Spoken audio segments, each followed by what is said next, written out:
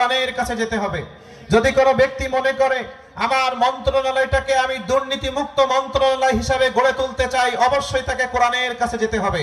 যদি কোনো রাষ্ট্রনায়ক মনে করে আমার দেশের মানুষকে আমি শান্তি দেব, নিরাপত্তা দেব, দুর্নীতি মুক্ত বানাবো, অবশ্যই মানব রচিত তৈরি করা মতবাদ বাদ দিয়ে আল্লাহর রচিত মতবাদ কায়েম করতে হবে। চিল্লায় বলেন ঠিক না বেঠিক? তাছাড়া এ জাতি কোনোদিন সমস্যা সমাধান করতে পারেনি, আগামীতে কোনোদিন পারবেও না। সেই কোরআন থেকে কারা কারা শুনতে চান? দুইটা হাত দেখতে চান।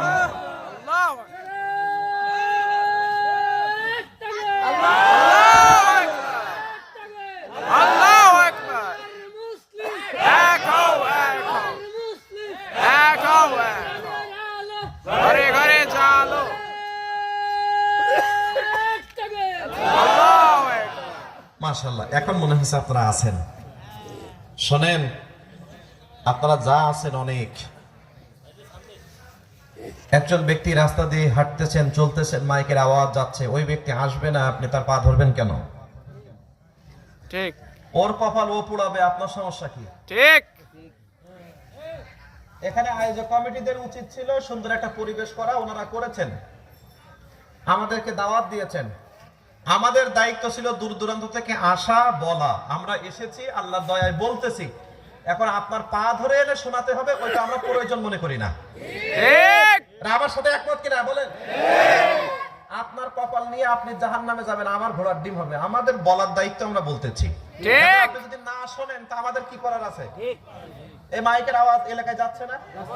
এখনো অনেক ব্যক্তি আছে যে মাইকের আওয়াজ তার কানে যাচ্ছে, অথচ বাসায় বসে টিভি দেখতেছে। ঠিক। ওকে জান্নাতে ঢোকানোর দায়িত্ব কি আল্লাহ আপনাকে দিছে নাকি? আপনি বলেন, তার কানে আওয়াজ যাচ্ছে, তার কপাল ভালো থাকলে সে আস্তে করে আসবে, বসবে, কিছু শুনবে, শিখবে। আর আপনি তাকে যতই বলেন না কেন, যাদের কপাল পুড়ে গেছে ওরা আসবে না, আশ দিয়ে পাশ দিয়ে ঘোরাঘুরি করবে। এটাই বাস্তবতা। ওনাদের নিয়ে অত টেনশন আপনার না করলেও চলবে, আপনি আপনার টেনশন করেন।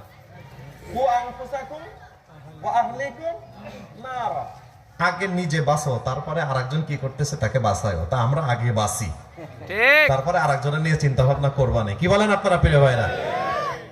তবে আমরা দোয়া করি আল্লাহ রাব্বুল আলামিন সবাইকে হেদায়েত দান করুন, কোরআনের সহি বুঝ দান করুন, ঈমানের জন্য কবুল করুন, শয়তানের কুমন্ত্রণা থেকে আল্লাহ বাঁচিয়ে রাখুন।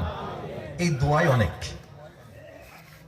সম্মানিত সুধী, রাগ করলেন না? রাগের কথা এটা নয়। আর একটা জিনিস মনে রাখবেন প্রিয় ভাইরা, লক্ষ লক্ষ মানুষ দিয়ে ইসলাম বিজয় হয় না, কিন্তু 313 জন ইমানদার হইলেই আল্লাহ বিজয় দিয়ে দেয়। কথা বলেন ঠিক না ঠিক? ঘটনা তো আপনারা সবাই জানেনই। বদরের মাঠে কতজন? 313 জন। জোরে বলেন। 313 জন। কাফেররা কত? 1000। কত? 1000। যদি সংখ্যার মাপকাঠিতে বিজয় আসতো তাহলে কাফেররা বিজয় অর্জন করত। আর কাফেররা হলো রাইহান কবিরের চাইতে মোটা কোটা সুঠামো দেহের অধিকারী। আর ইমানদারেরা হলো দুর্বল, ধাক্কা মারলেই মনে হয় পড়ে যাবে। বিগ ফাইট খেলা দেখেন না আপনারা? মাঝে মাঝে টিভিতে দেখেন, রেসলিং, হ্যাঁ, বিগ শো, আন্ডারটেকার আছে না? দেখবেন কত মোটা সুঠামো দেহের অধিকারী ওনারা। আমাদের মতো মানুষ যেমন আপনি বাসায় শাড়ি লুঙ্গি কাছেন, এইভাবে করে ধরে ওরা কাচতে পারে, শক্তিশালী। তো বদরের মাঠে কাফের সৈন্য সংখ্যা, ওরা প্রচুর শক্তিশালী। কাফেররা ওদেরকে রসদ, মাল, ঘোড়া, অস্ত্র শস্ত্র দিয়ে দিয়েছে। ওদের বলেছে তোমাদের কি লাগবে তোমাদেরকে দেব, শুধু একটাই কাজ করতে হবে, সেটা হলো মুহাম্মাদের বাহিনীকে ঠকাতে হবে। নাউজুবিল্লাহ। আর যা লাগবে আমরা আছি। আর ইমানদারেরা এমন পাতলা, ক্ষুধার্ত, নতুন ইসলাম কবুল করেছেন, অস্ত্র শস্ত্র পর্যাপ্ত নাই। আল্লাহর হাবিব খেজুরের ডাল তাদের হাতে ধরিয়ে দিয়েছেন। সুবহানাল্লাহ, সুবহানাল্লাহ। বদরের প্রান্তরে চলে গেছেন, আল্লাহর কাছে দোয়া করেছেন, আল্লাহ তুমি ছাড়া কোনো সাহায্যকারী নাই, তুমি ছাড়া কোনো ইলাহা নাই, তুমি ছাড়া কোনো মাবুদ নাই। আজকের এই কাফেরদের সামনে তুমি ছাড়া আমাদের জন্য কোনো সাহায্যকারী নাই। আল্লাহ রাব্বুল আলামিন বলেন তোমরা 313 নও, বিআলফিম মিনাল মালাইকাতি মুরদিফিন, একের পর এক একের পর এক একের পর এক আল্লাহ 1000 ফেরেশতা পাঠিয়ে দিয়েছেন। এখন কত হয়েছে? 1313। কত? আর ওরা কত? হ্যাঁ, এই ফেরেশতারা ওদের গালে আঘাত করে আর কয় যে কি কোন পাশে মারছে, কি ব্যাপার, কাউকে দেখা যায় না কিন্তু মারতেছে, কি ব্যাপার? বুঝাতে পারিনি মনে হয় প্রিয় ভাই। ঠিক 1000 বিআলফিম মিনাল মালাইকাতি মুরদিফিন, স্বয়ং জিবরিল আমিন চলে এসেছেন বদরের যুদ্ধে। আল্লাহু আকবার বলেন প্রিয় ভাই। ধুলাই ধূসরিত হয়ে নেমে চলে এসেছেন মুসলমানের পক্ষে, কাফেরদের বিরুদ্ধে আল্লাহর সৈনিক হয়ে যুদ্ধ করিয়ে মুসলমানের হাতে আল্লাহ বিজয়ের পতাকা তুলে দিয়েছেন। সুতরাং লাখ লাখ বেঈমান দিয়ে কোনো উপকার হয় না, 313 জন ঈমান দিয়ে সমাজ সংস্কার করা যায়। যারা বলেন ঠিক না বেটে? এরা যেখানে বসবে সেই জায়গাগুলো আলোকিত হয়ে যাবে, আর ওই কাফেররা যেখানে বসবে সেই চেয়ারগুলো ওরা জাহান্নামে পরিণত করে ছাড়বে। ঠিক যে সেক্টরে তাদেরকে দেবেন সেই সেক্টর ধ্বংস করে ফেলবে, কারণ ওদের কাছে ইমানের আলো নেই, কোরআনের আলো নেই। তাই মেম্বার হলে কি অবস্থা হয় ওটা আপনারা জানেন, চেয়ারম্যান হলে কি অবস্থা হয় ওটা আপনারা জানেন, দলীয় একটা পদ পাইলে কি অবস্থা হয় ওটা আপনারা জানেন। আর যদি এমপি মন্ত্রী হয় তাহলে ওটা টাকা কত হয়েছে ও নিজেও জানে না, ঠিক কারণ ওর হৃদয়ে কোরআনের আলো নেই, ইমানের আলো নেই। তাই ও যেখানে বসবে সেই জায়গাটা ধ্বংসস্তূপে পরিণত করে ছাড়বে। জোরে বলেন ঠিক না বেঠিক? ও যখন বিচারালয়ে বসেছে, ও যখন জাজ হয়েছে, ও যখন ব্যারিস্টার হয়েছে, তখন দল দেখে বিচার করেছে, সম্পদ দেখে বিচার করেছে। দলীয় মানুষ অপরাধ করলে খালাস, আর বিরোধী দলের অপরাধ না করলে তাদের ফাঁসি। জোরে বলেন ঠিক না বেঠিক? যদি তার হৃদয়ে কোরআন থাকতো, আল্লাহর ভয় থাকতো, তাহলে সে এগুলো করতে পারতো না। যত দোষ নন্দ ঘোষ, একটা কথা আছে না প্রিয় ভাইয়ারা? ঠিক আছে নাকি নাই? আছে আছে। ছোট্ট একটা গল্প বললে বুঝতে পারবেন, এটা গল্প তবে শিক্ষা আছে। গ্রামের মনে করেন কিছু স্থানীয় নেতারা থাকেন না, যারা সালিশ বিচার করেন, আছে? তো ইনাদের একটা বৈশিষ্ট্য আছে, ওরা বাদীর কাছ থেকেও খায়, বিবাদীর কাছ থেকেও খায়। ঠিক হ্যাঁ, টাকাটা যে বেশি দেয় তার দিকে রায় দেয়, তবে খায় সবার কাছ থেকে। আপনাদের এলাকায় নাই আলহামদুলিল্লাহ, কিন্তু আমাদের এলাকায় আছে। আছে আছে সম্মানিত সুধী, তো মনে করেন বিচার কার্য পরিচালনা করছে, বিচার হচ্ছে, বিচার চলতে চলতে হঠাৎ নেতাজির বাসায় খাবার দাবার খুব বেশি একটা জুত হয়নি, তো কি নাকি খাইছে, পেটের মধ্যে ভাটভুট শুরু করে দিছে। তা বিচার কার্য চলতে চলতে চলতে চলতে হঠাৎ করে পেটের মধ্যে মোচড় দিয়ে উঠে একটু বায়ু বাতাসের প্রেসার এসছে।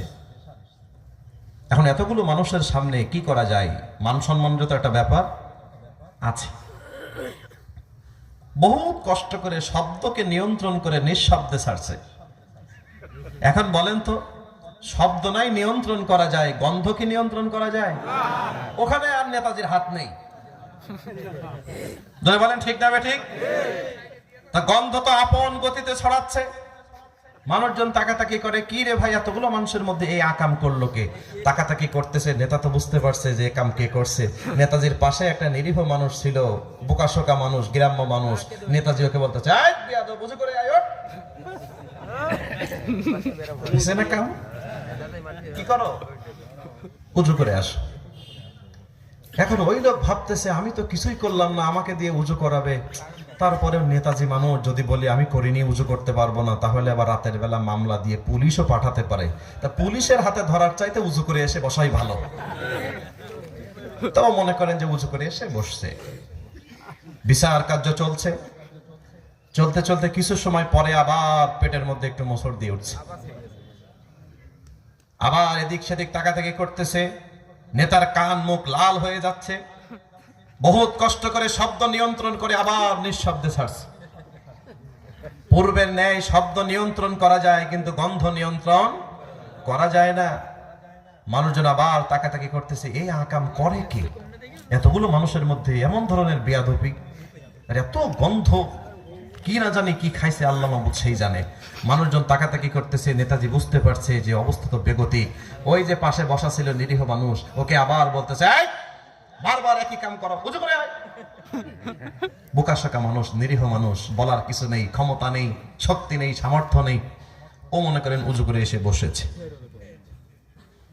বিচার কার্য চলমান, চলতে চলতে চলতে চলতে আবার কিছু দূর যাওয়ার পরে পেটের মধ্যে আবার মোচড় দিছে। আপনারা জানেন যেই দিন একটু গ্যাসটা বেশি হয় সেই দিন একটু বায়ু বাতাসের প্রেসারও বেশি হয়। এটা স্বাভাবিক, ন্যাচারাল। এটা যে কারো হতে পারে, যে কারো হতে পারে। এটা হওয়াটা দোষের কিছু নয়, হতে পারে না, এটা স্বাভাবিক না? স্বাভাবিক। তো কিছুক্ষণ পরে মনে করেন পেটের মধ্যে আবার মোচড় দিছে, বহুত কষ্ট করেছে, কিন্তু এবার আর পারে নাই, এবার ঢাক ঢোল পিটিয়ে হয়েছে। কি ঢাক ঢোল পিটিয়ে হয়েছে? জোরে বলেন তো, এখন কি আর কারো বুঝতে বাকি আছে যে আকাম করে কে? কথা বলবেন প্রিয় ভাইরা, এখন আর বুঝতে কারো বাকি আছে? সবাই তো তাকাতাকি করছে আর বলছে, এত সময় ভাবলাম কি আর বাস্তবে হলো কি, এত সময় মনে করলাম কে নাকি কি করছে এটা তো জানি না, তবে এখন দেখি আমাদের নেতাজি এই কাজ করছে। পাশে যে নিরীহ মানুষ বসা ছিল, দুইবার বিনা কারণে উজু করাইছে, ও আস্তে করে বলতেছে, নেতাজি উজু কি আবার করে আসবো?